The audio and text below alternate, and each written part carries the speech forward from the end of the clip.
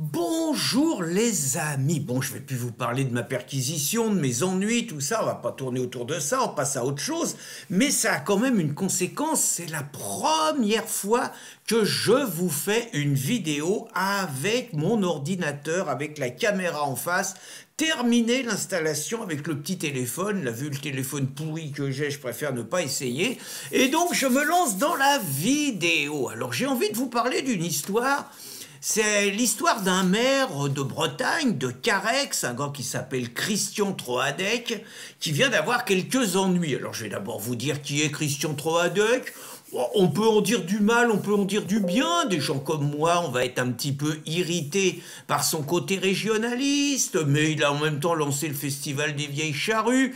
Mais c'est un régionaliste de gauche qui se prostitue avec les socialistes pour avoir quelques mandats. C'est un mec qui est réélu à Carhaix régulièrement. C'est un mec qui est vice-président de la région. On peut penser que comme c'est un immigrationniste, comme il est de gauche et régionaliste, il est immigrationniste. Donc ça fait partie des mecs qui défendent la culture bretonne, mais qui laissent la Bretagne se faire envahir par des personnes qui sont très éloignées de la culture bretonne. En même temps, c'est pas complètement un mauvais mec, parce que pendant le Covid, il paraît que, alors que tout le monde était confiné, il a fait une gigantesque fête bien arrosée avec le personnel municipal dans sa mairie.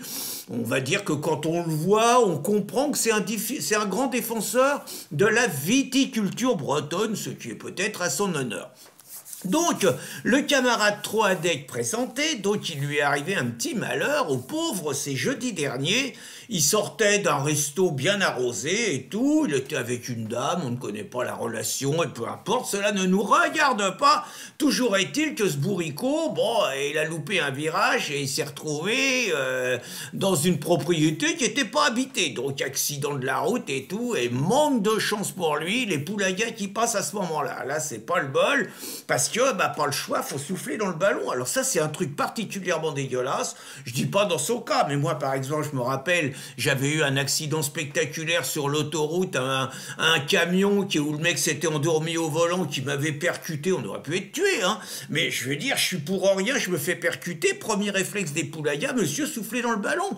Ce qui veut dire que, alors que je suis complètement innocent, j'aurais bu 3 verres, j'étais peut-être au-dessus de 0,50, et j'étais considéré comme coupable. Vous voyez, parenthèse, donc le Troadec, qui apparaît un grand défenseur, souffle dans le ballon, putain, 1,16 g. La catastrophe, c'est limité à 0,50 g. Alors, il a pas le bol, Troadec, parce qu'il serait né à l'époque de mon père. Par exemple, dans les années 1970, on pouvait conduire avec 1,20 g.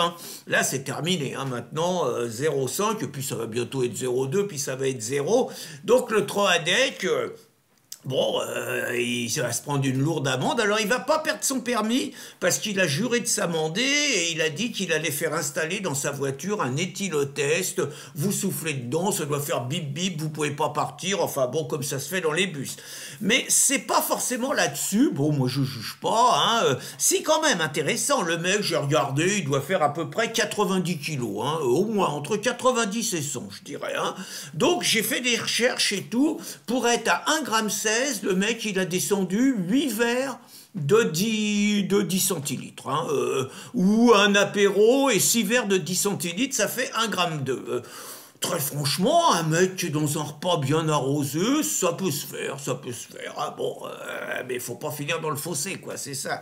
Bon, mais ce qui m'interpelle, c'est le traitement qui suit, c'est-à-dire que le mec, s'est prostitué avec les socialos et il est vice-président de la région Bretagne, qui est présidé par un socialo, donc qui s'appelle Loïc Chenet-Girard, hein, Loïc Chenet-Girard, et donc le mec Troadec, c'est peut-être un excellent élu.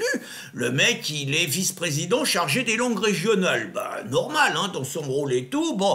Et le président de la région le suspend de tous ses mandats. Et là, en disant qu'un élu, il doit être irréprochable. Alors là, les mecs, je trouve qu'on rentre quand même dans un drôle de truc. Parce que d'abord, je fais remarquer que personne n'a rien dit à Macron, qui était dans l'exercice de ses fonctions quand il était complètement torché chez les Africains, qui ont dû l'avoir un petit peu au rhum ou je sais pas trop quoi. Enfin, franchement, Choupinet, il était pathétique, il tient pas le pavé, le mec.